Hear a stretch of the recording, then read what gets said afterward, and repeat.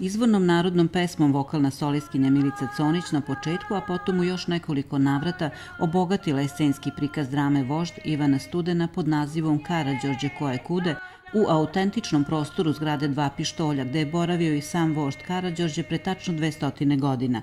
Scenski prikaz izveli su glumci Ivan Vučković, Nebojša Milosavljević i Mladen Milić. I svako može izdati vožda slobode,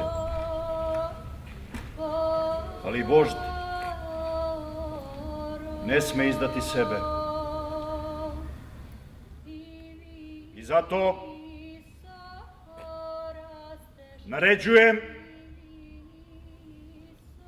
da potoci teku, da trava miri, da orač ore, da sejač seje, da njive rode, da muljače tuku tešku i bogatu jesen, da se žene ljube,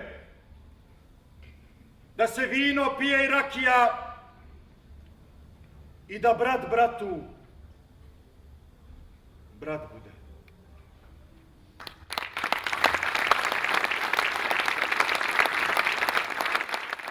Pravi scenski spektakl u okrilju Noći pod bakljama završen je prigodnom besedom glavnog glumca Ivana Vučkovića, koji je rekao da toliko lepih i sadržajnih programa sprovedenih Karađorđu nije bilo ni u jednom drugom gradu i da će se po tome pamtiti Karađorđevi dani u Vršcu. On je govorio o Karađorđu, za koga se malo zna da je napravio prvu školu u Srbiji, spoljnu diplomatiju, prvu vladu i od Hajduka vođu. Šta je Srbija dobila Karađorđevom glavu?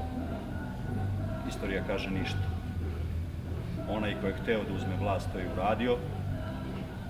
Turci su zadovoljno trljali ruke, ali ono što smo mi dobili kao narod je dinastički rat koji je trajao bezmalo 100 godina.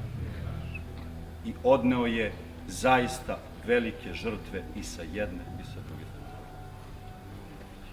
Daće Bog da nam se to više nikad ne ponovi. Hvala. Projekcije velike voždove slike preko cele fazade zgrade, baklje i publika upotpunili su atmosferu ove večeri koju će mnogi pamtiti. Bio je to praznik za oči i uši, pre svega za srce i dušu, kažu u maloj školi Branko Radunković, Volja čini čuda, koja je organizovala manifestaciju.